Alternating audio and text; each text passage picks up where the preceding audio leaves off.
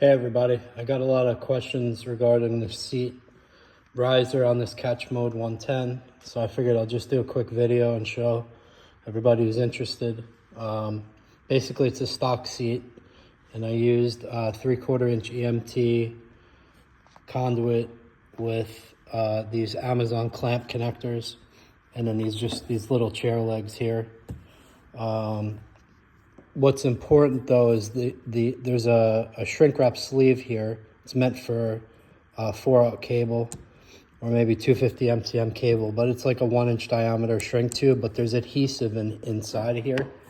So when you shrink it down, this heat shrink is going to lock down to the steel seat post, and then when you put your clamp, it's going to give something for this to bite into. I tried it without it, but it definitely slides a little bit.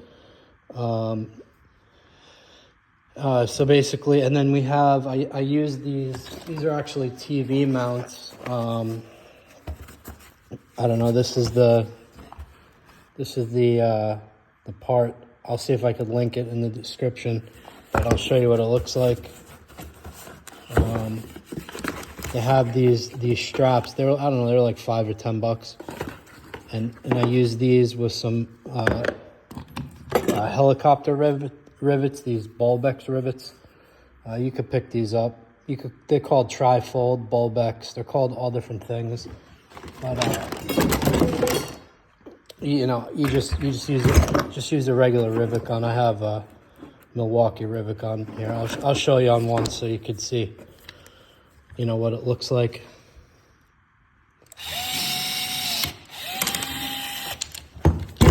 Just flew somewhere.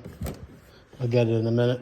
All right, so the way it ties down here, if you come on this side,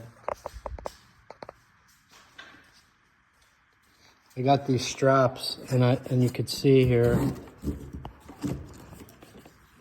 If you could see here, I just used those Bulbex rivets here. This is what they look like when you pop them. So these tri-folds grab from the inside. You don't want to use a regular pop rivet. And then I just basically riveted this strap. So with 2 rivets here. Okay, and then these straps here will, it will cinch everything down. Let me see if I can, it's hard with one hand, but let me see. All right. So you have one of these straps on this side and the same kind on the other side, and then you just strap it down. And the way I have the seat riser and this DeWalt T-stock box, I use this strap to hold down the box as well as the seat riser. So it's only one strap and it's holding the box, and you can see here it goes over my seat riser, so when you tighten it down, this won't lift up. See, so it's only one strap. So now this could lift out of the way, and so on. This is where my control box is going to go for the Minn Kota. I used a 1/4 inch aluminum plate on just a standard Endura 30, and I'll have some kind of a system here. Maybe I'll make another video on that, but I just cut this down. And then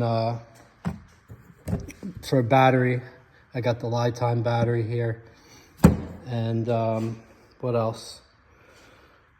Yeah, so that's it. As far as the T-stock goes, you know, I use the Velcro underneath. So even if I don't strap it down, you could see it's not going anywhere even if I don't strap it down. I'm sorry, I can't get to this. You could see the Velcro over here. So that holds it down nice. And then, you know, when you're done, you just take your strap here and put it through. Just tighten it down. Now everything is tight, and this thing is rock solid.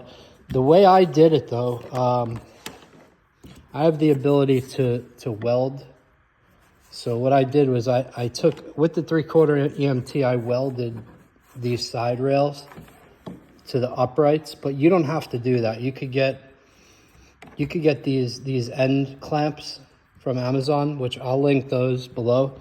But if you just get some extra ones of these, you don't need to weld this. You could just use a 3/4 inch EMT here and put these end clamps here and clamp it here. But definitely use this adhesive shrink tube. And that's it. In the back, there's no bar here behind here. So if you want, you could put, you know, there's a lot of room here. You could even put, I have this is a 100 amp hour group 24 battery, and I believe that'll fit right under your seat. So you'll be able to have your black box set up for whatever you need to. You don't have to use it as a battery. You can put your battery underneath. And then I just 3D printed this little riser here for my transducer over here. If anybody wants the link for that file, I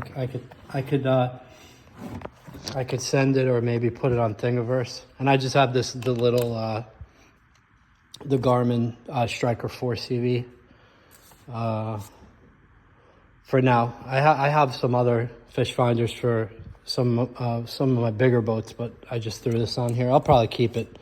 But what else? Somebody asked a question about how did I mount the little box. I'll see if I could show you. So this YakAttack little short stack, I forget what they call it. Basically what I did there was I used, let's see, I found these online. These are called Lizard Go off-road accessories, and this is the part number here, if it'll focus. Yeah, that's the part number, and basically I'll show you. If you could see it in there,